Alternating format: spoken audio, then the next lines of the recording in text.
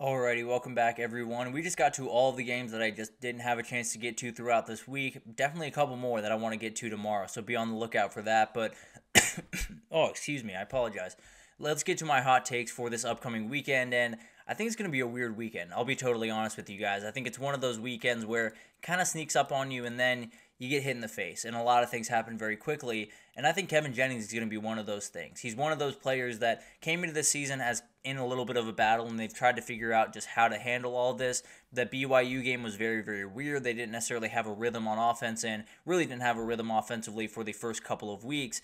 And then Kevin Jennings really took this job, and things really started clicking. SMU has scored 66 points and 42 points in their last two games. Kevin Jennings is 14 for 19, 137 yards, 2 touchdowns against TCU, 16 for 23, 254 yards, 3 touchdowns against who'd they play last week? I can't remember who they played last week. But at the end of the day, he played a big-time game. Florida State is who they played. But he was really, really good in both those games, and I think he's just ramping up. I think he's just finding himself a little bit more in this offense, and I think even against a Louisville defensive line that is going to be a problem, even against a Louisville defense in general that is very, very solid, I think this offense has really found something, and I think they have a number of ways to attack you. I think they have so many different weapons that it's going to be really hard to handle. And then Kevin Jennings can break a 50-yard run. He's so dangerous on the offensive side of the ball, and I think this is a huge moment for this SMU team. This is a huge moment for them to possibly turn a little bit of a corner, make them feel a little bit better about where they sit in the ACC. And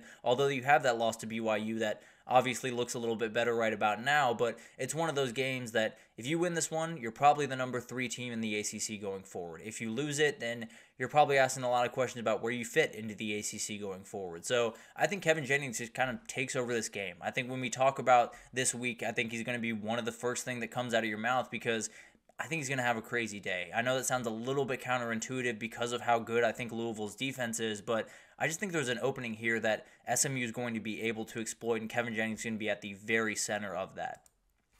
And then you got Ole Miss.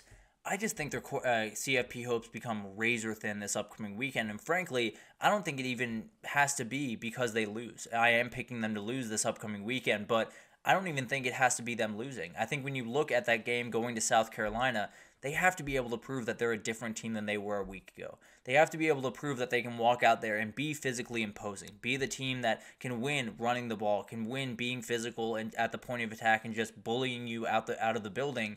They weren't able to do that last week, and this is going to be another test of physicality that they're going to have to be able to deal with, and we'll see what they can do in this game. But at the end of the day, I think this is one of those games where you see a team schedule a bunch of, let's just be totally honest, cupcakes to start the season, and then you get into conference play and you play really physical opponents, especially in the SEC, and things get really tough. And frankly, I think we're going to see a lot of this over the next couple of years. We're seeing a couple of different examples this year, even with Miami, even last week. Or Miami's a little bit different of example because they did play Florida. They did play a couple of teams, but I think there's a number of teams that have played a little bit of easy opponent. Maybe it happens to Ohio State this upcoming weekend against Iowa. Maybe there was just not enough games to really get this team going, especially from a physical perspective. And I think there's a number of things that South Carolina could do that, at least offensively, could be tougher to deal with than what Kentucky gave them. Maybe defensively they're a little bit easier to deal with, but that pass rush can cause all types of problems. And I think Ole Miss is one of those teams that I'd love to be wrong, frankly, if I'm being totally honest with you. I love the composition of this team. I think they're so much fun to watch. I think Jackson Dart leading the way with Trey Harris catching balls and all of these guys that are going to be absolute problems for this team. It's so much fun to watch them. At the end of the day, I don't know if they have the O-line or the intangibles to really win this game. I don't think they have the ability to really keep up in the SEC race, and it's one of those seasons that you're going to look back on, I think, as an Ole Miss fan and just be really disappointed about where you landed. I think a couple of our really fun, surprise, undefeated teams are going to go down this weekend. And I hate to say it, but I think there's a number of different places where there's just real pitfalls for these teams this upcoming weekend. And I'll start with Rutgers. They head over to Lincoln to play Nebraska, and it's not going to be easy by any means. They barely got a win over Washington last week and kind of let them back into that game. And then Nebraska, obviously coming off that loss to Illinois, they badly want to win this game. They badly want to get back on the right track and kind of get this season at least where they want it to be going forward. It's going to be a tough game for Rutgers, and frankly, I don't think they come out on the right side of it.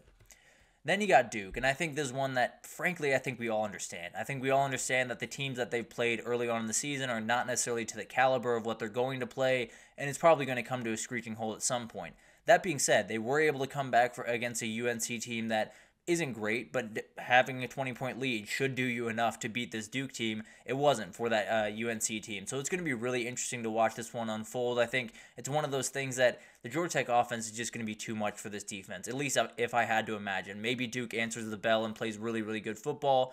I just think it's going to be really tough to down in Atlanta this upcoming weekend. Another one to watch is obviously Pitt heading to Chapel Hill. I think this one's a little bit less sketchy than the other ones, but at the end of the day, UNC's angry. They have a lot to play for. They have their coach to play for right about now, and we'll see if they can possibly handle it. Maybe Omarion Hampton goes for 250 yards, totally takes over this game. And then you got a couple others. I think UNLV inviting Syracuse to town is going to be a really interesting one. They should be able to handle it. If I had to imagine, I think they're going to win that game. I picked them to win that game. But then you got Indiana heading to Northwestern. You got the Service Academy playing some big-time games against Air Force and Tulsa, respectively, Navy and Army. But it's going to be really, really interesting to watch these ones unfold. I just think we lose a couple of these really fun stories that we've had early on in the season. Hopefully we don't. Hopefully they run the table again and we get a little bit more interesting going forward. But as of right now, I don't necessarily love where they're at. Missouri's season, I think, turns from a CFP berth to a 9-3 season this upcoming weekend. I think this Missouri team has just kept me on edge the entire season. There's not a game that I've been able to watch for this Missouri team that I've said, okay, that's what I expected. That's what I thought this team was going to be. They're explosive offensively, they're playing opportunistic defense, and they're getting down the field and playing and scoring a ton of points. That's what I expected to see.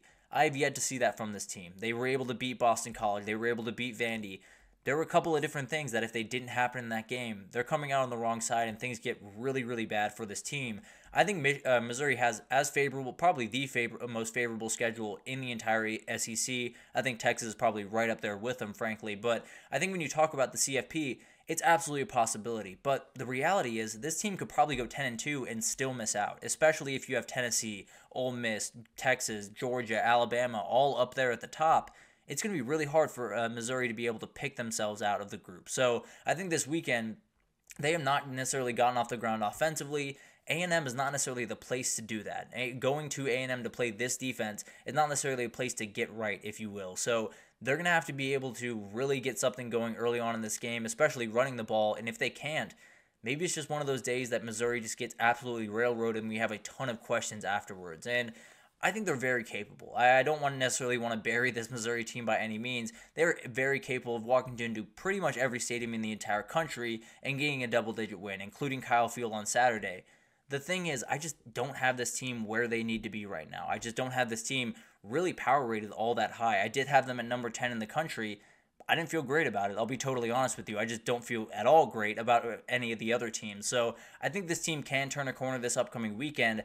I just think it's going to be a really hard team to turn a corner on. So it's going to be really fun to watch this one unfold. I think Missouri kind of takes a little bit of a step back and realizes that a lot of these, skirting the line in some of these games against Boston College, against Vandy, was going to come back and bite them, and I think it will this upcoming weekend. Another team that's has a ton of hopes for this SEC season is Tennessee, and I think they show a little bit of more mortality this upcoming weekend. I think they're one of those teams that's been rolling along, not really showing any signs of weaknesses, and there's going to be one week where they do. That's just bound to happen in the world of college football. There's bound to be one game where things go a little bit sideways. And when you go to Fayetteville, things can get a little bit sideways in a hurry, to be totally honest with you. And I think Michael Hawkins is kind of a good example of what I'm saying here. When he came into that game, things got a little bit harder for that Tennessee defense. Now, I do think they were playing him a little bit differently than they were in the first half, obviously. But at the end of the day, I do think it's one of those things that when you're playing a Tennessee defense that has such a good defensive line, that has really athletic linebackers, getting an advantage in a numbers advantage in that box is hugely important. Taylor Green's going to give it to you. Michael Hawkins gave it to Oklahoma a couple of weeks ago, and we'll see what happens going forward. But at the end of the day, I think Taylor Green's going to be able to cause just enough problems for this team. I don't necessarily think that Arkansas is going to be able to run for 250 yards and do anything crazy in this one, but I think when you look at up in maybe the third quarter, they're only up 3 points, and they're having a really hard time containing Taylor Green, and you have some questions about this team. Now, I do think Tennessee is going to be able to win this one. I'm not necessarily worried about them not being able to win because at the end of the day, I think they're just comfortably a better team than what Arkansas is right now. But at the end of the day, I think there's a little bit of an opening to where maybe we look up in the second quarter, or maybe we're talking about this game on Monday and we're saying, maybe Tennessee isn't quite the team that we thought they were. They're still very fantastic and absolutely can make a CFP run. Maybe they're just not totally infallible, and definitely one of those things that we'll find out this upcoming weekend, and I think Arkansas is going to push their buttons just enough in this one. The last take I have is I think Miami's going to be trailing at halftime in the Cal game. And this is one that, frankly, it's a lot of extenuating circumstances that have very little to do with the talent level of this team. I think this team is going to be incredible. I think they're going to be more than fine down the road of this season. I think traveling across the country is going to be incredibly tough. I think especially after that just happened, it's going to be really tough to just fully get your focus back. Now, I do think their mentality is going to be fine. I think when you have someone like Cam Ward on that football field, you're going to feel confidence. You're going to have a little bit of leadership about you, and you're probably going to be able to get through this moment. I just think there's going to be a moment where we look up at halftime and say, man, that travel really got to him, or man, that defense just didn't quite make the couple of plays they needed to early on in this game, or maybe Cal's just running the ball really effectively early on, and then it gets a little bit more drawn out. But I do think Miami will be fine. I think they more than take care of business here. I have them winning by 16 points. But at the end of the day, I just think that halftime score is going to be a little bit, be one at least that catches your attention. I think you're going to look up and say, maybe Cal can push this team, and then Miami takes over in the second half. I just think it's one of those things that you're traveling such a far way. You're playing a team that is plenty capable of running the ball very effectively, and it's one of those things that I think they'll be fine, but it might just take a second for this Miami team to get fully going. Won't necessarily change the way I feel about this team, but at the end of the day, one of those things that traveling across the country is a very new concept in college football, at least for a conference game, and maybe it gets Miami the most this upcoming weekend. But it's a crazy weekend coming up, and we will cover a little bit more of it on tomorrow's show, but it's going to be crazy. I can almost promise you that. But that'll do it for this edition of the GSMC College Football Podcast, brought to you by the GSMC Sports Network. Your support means a lot to us, so please remember to subscribe to the show, leave a positive review. It does make a huge difference for us. Also, follow us on Facebook, Twitter, TikTok, Instagram, all the social pages for all the content and updates you could possibly need. We have really incredible people doing awesome work across every single sport you could want. So playoff baseball, have you covered. NFL going underway, have you totally covered. Obviously basketball, getting close to coming up, absolutely have you covered. So anything in the world of sports that you need, come on over to GSMC and we have you totally covered. But thank you once again for listening, and I will see you guys tomorrow.